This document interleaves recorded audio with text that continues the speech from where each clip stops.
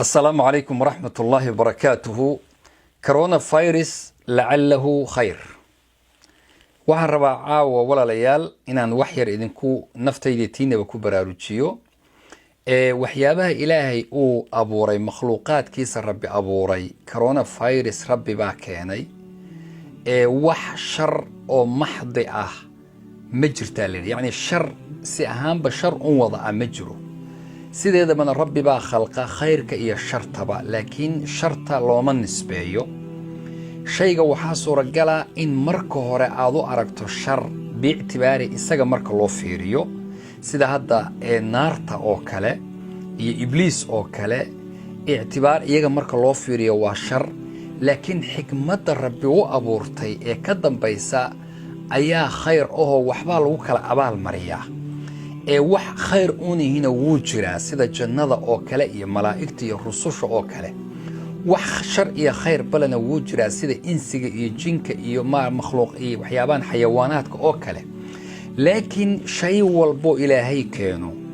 li xikmatin yaclamuha xikmad uu alla og yahay ayuu ka leeyahay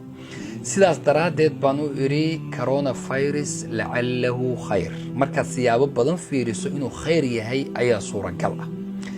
waxaa kamida tusaale haddaan soo qaado corona virus markuu yimid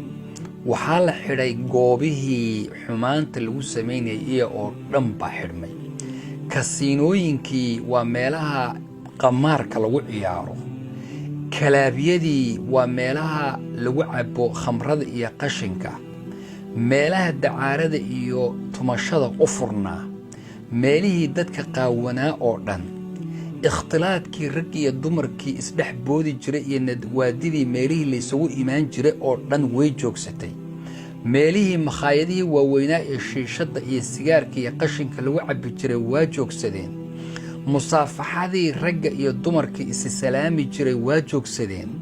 waxataa zinadii ay la isugu imaan jiray iyo dhunkashadii iyo qubladii wixii oo dhan waa joogsadeen hala kala cararabaa la yidhi haddaba waxaa kuu muuqanaysa dhinac kale nadaafadii islaamkeennu yaqiinay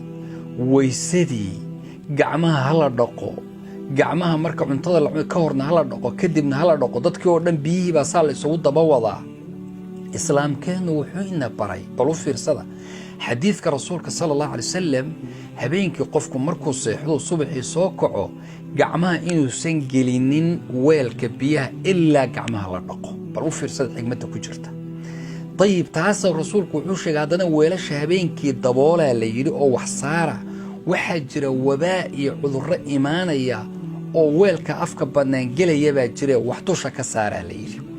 dayib waxaa inoo muuqata waxaa kaloo fawaa'idda uu keenay ka mid ah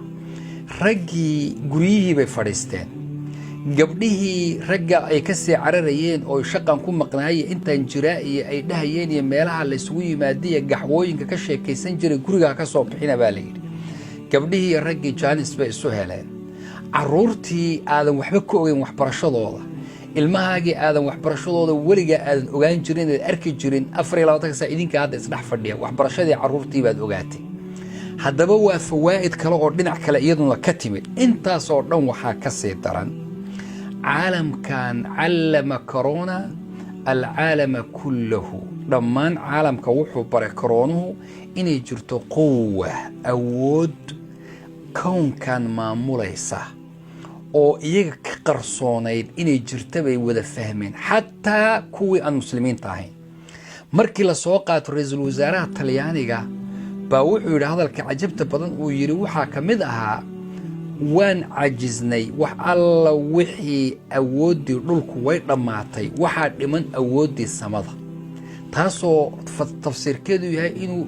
dareensan yahay inay jirto awood rabbi oo ka koraysa inay jirto khaaliq marka inay ummaddii oo dhani ku xidhanto walacalla waxyaabaha lacallahu khayr inay ummado dhan ku islaamaan cudurkan daraaddii inay wax badan lagu ogaado xitaa daawooyinkii sharikaadkii ajaanibta iyo kuwii kale ee muslimiinta ahayn baa xitaa soo saaraya xabatu sawdad iyo waxa lamida inay ku jiraan daawooyin inay ku jiraan marka corona virus la'allahu khayr la'allahu khayr la'allahu khayr إلهي سبحانه وتعالى مسلمين كوذا بدباديو ومديس الله كبدباديو خير كيس الله ينصيو شرطيسنا الله ينجح حجابه. وجزاكم الله خير والسلام عليكم ورحمة الله وبركاته.